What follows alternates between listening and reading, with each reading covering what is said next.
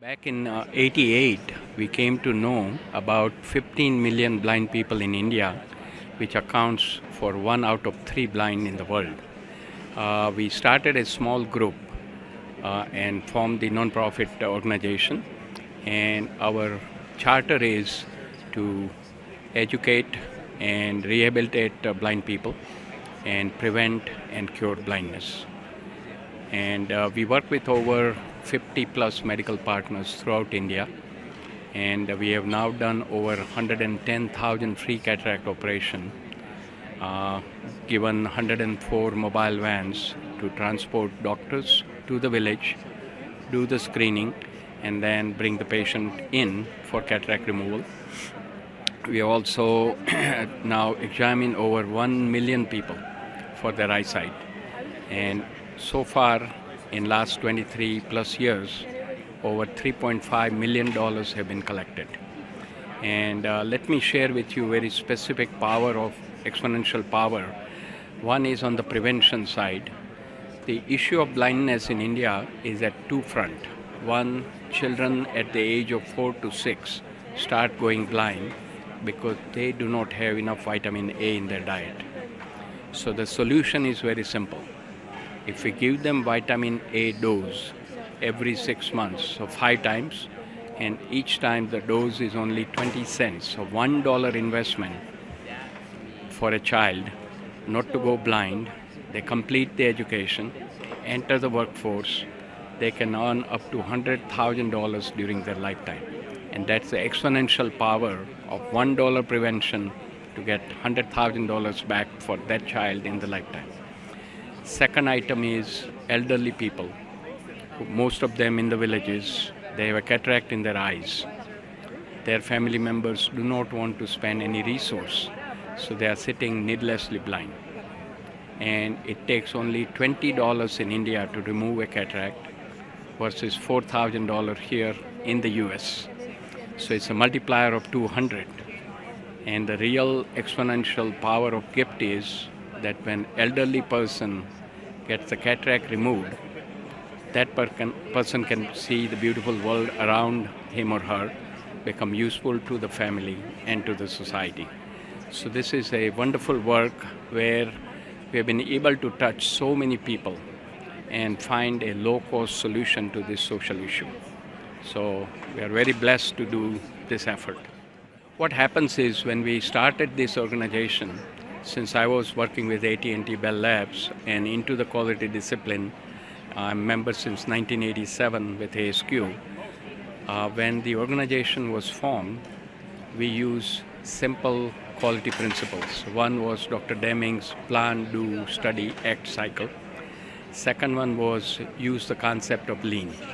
So we have kept our board very lean, 6 members board of directors, and we have over 100 plus advisors throughout the United States, including some youngsters. My children, my nieces and nephews, they are all helping out as advisors. And other thing we have noticed is that in non-profit we can manage and use all the quality management tools. So for example, donors are our customers. I was a voice of the customer manager with AT&T. So we use the simple tool how to keep them engaged and don't bother them with too many pieces of information going to them. We send them only once a year announcement about what we have accomplished in the past year and appeal for additional donation. And it's a low-key effort. We don't ask for a specific fund.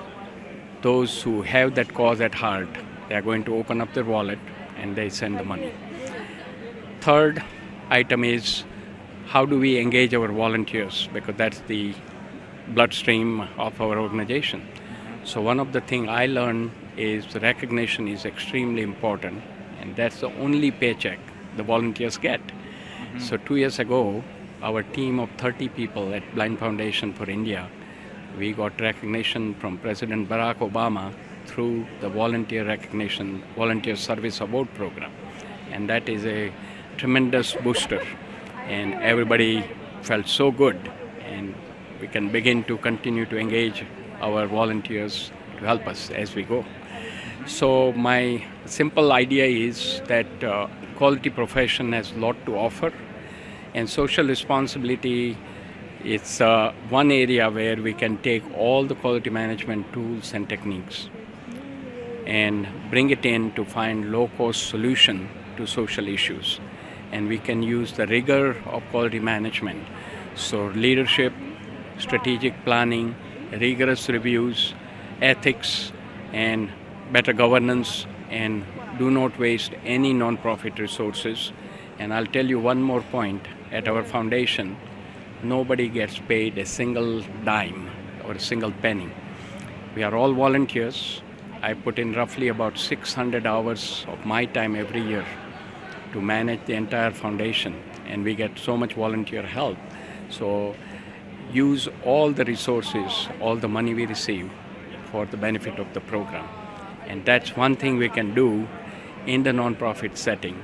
Use the quality tools and the discipline so that we can manage those resources in a very effective way. We need to think about 3 P's. So the first is profit, because that's where business gets engaged, right? So what we are suggesting is that the businesses can do great effort in finding the quality improvement on a continuous basis, bring the economic value to their organization. Essentially, they make profit, so they remain in business forever through the use of human resources, and encourage and engage them. And one simple idea is use ISO 9001 standard. Along with that, we have several other quality excellence programs like Baldrige Performance Excellence Program to assess the organization and continue to move towards the side of excellence. The second idea is the planet. As we all know, we have limited resources on this earth. Water wars are coming, right? Scarcity of water. So the organization should behave in a very responsible way to make use of all these natural resources so that we have something left for our children and the grandchildren. And there we have a great standard, ISO 14001, which allows them to do work in a environmentally sustainable way and make it healthier for everyone, and we can sustain our resources for a long time. The third aspect is the people. Now here, what we need is promoting the spirit of cooperation and collaboration rather than the competition and destructiveness among people. And if organizations have a good governance system, good ethics in place, and if we begin to understand the implication of ISO 26000 and learn how to harvest the benefit of that worldwide, I think our world will be so much better for it. And these are the 3 P's, the profit, planet, and people. If we take care of 3, we will have good resources left for our children and the grandchildren.